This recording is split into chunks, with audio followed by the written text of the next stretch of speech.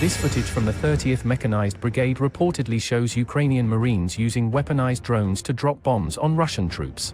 Drone footage zooms into T-80BV tank Russian troops before an explosive device is dropped on them from above.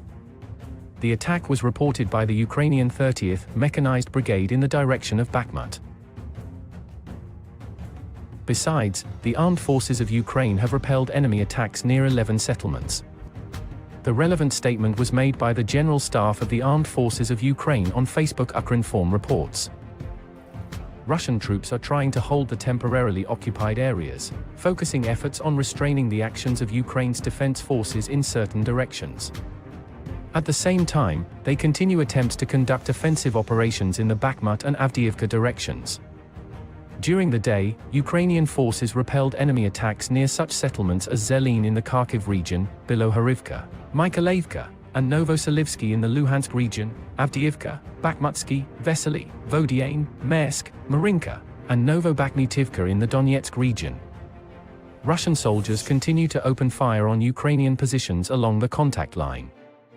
In the temporarily occupied areas of the Kherson region, Russia continues to dismantle and take the equipment of cell towers to the Donetsk region in order to establish and expand the coverage of the so-called national communication operators.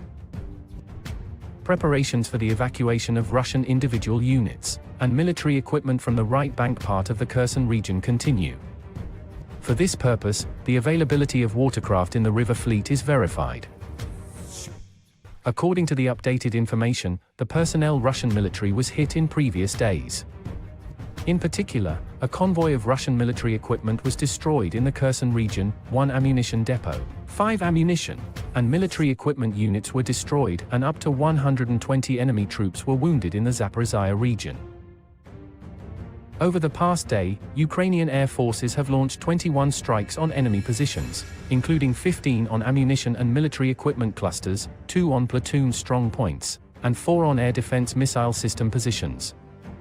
The Ukrainian military shot down 1 Russian helicopter and 1 Su-25 aircraft in different directions. While much of the fighting in the past month has unfolded in southern Ukraine's Kherson region, the battle heating up around Bakhmut demonstrates Russian President Vladimir Putin's desire for visible gains following weeks of clear setbacks. Taking Bakhmut would rupture Ukraine's supply lines and open a route for Russian forces to press on towards Kramatorsk and Sloviansk, key Ukrainian strongholds in Donetsk province. Pro-Moscow separatists have controlled parts of Donetsk and neighboring Luhansk province since 2014. Al Jazeera's reporting from Bakhmut said there was an exchange of fire taking place between Ukrainians and the Russians. The Russians have made some gains, but they're still not in Bakhmut, Baig said. The Ukrainians have said they managed to repel those attacks. Mercenaries from the Wagner Group, a Russian military company, are reported to be leading the charge. Russia has battered Bakhmut with rockets for more than 5 months. The ground assault accelerated after its troops forced the Ukrainians to withdraw from Luhansk in July. The line of contact is now on the city's outskirts. Russia's prolonged drive for Bakhmut exposes Moscow's craziness, Ukrainian President Volodymyr Zelensky said in a nightly address to the nation this week.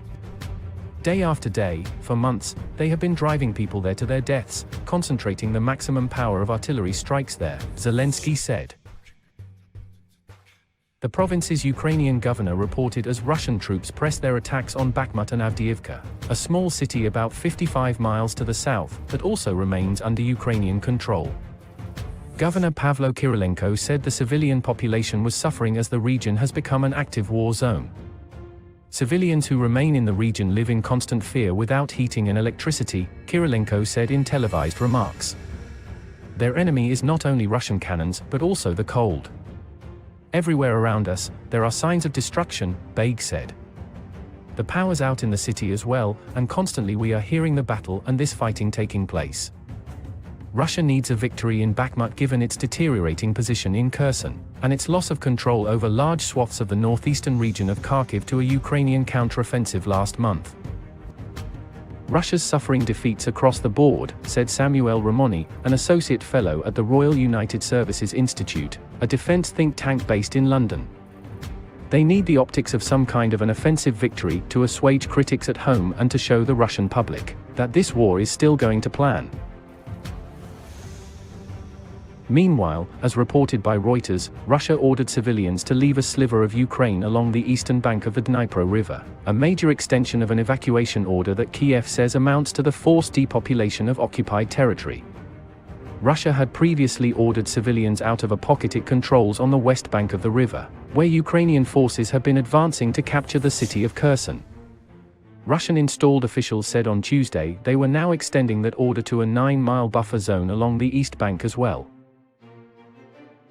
Ukraine says the evacuations include forced deportations from occupied territory, a war crime. Russia, which claims to have annexed the area, says it is taking civilians to safety because of a threat Ukraine might use unconventional weapons. Due to the possibility of the use of prohibited methods of war by the Ukrainian regime, as well as information that Kiev is preparing a massive missile strike on the Kakhovka hydroelectric station, there is an immediate danger of the Kherson region being flooded, Vladimir Saldo, Russian-installed head of occupied Kherson province, said in a video message. Kiev says accusations it would use such tactics on its own territory are absurd, but that Russia might be planning such actions itself to blame Ukraine. The mouth of the wide Dnipro River has become one of the most consequential frontlines in the war in recent weeks, with Ukrainian forces advancing to expel Russian troops from their only pocket on the west bank. Russia has thousands of troops there and has been trying to reinforce the area. Ukraine's advance has slowed in recent days, with commanders citing weather and tougher terrain. The Russian-imposed occupation leader for the province identified 7 towns on the east bank that would now be evacuated, comprising the main populated settlements along that stretch of the river.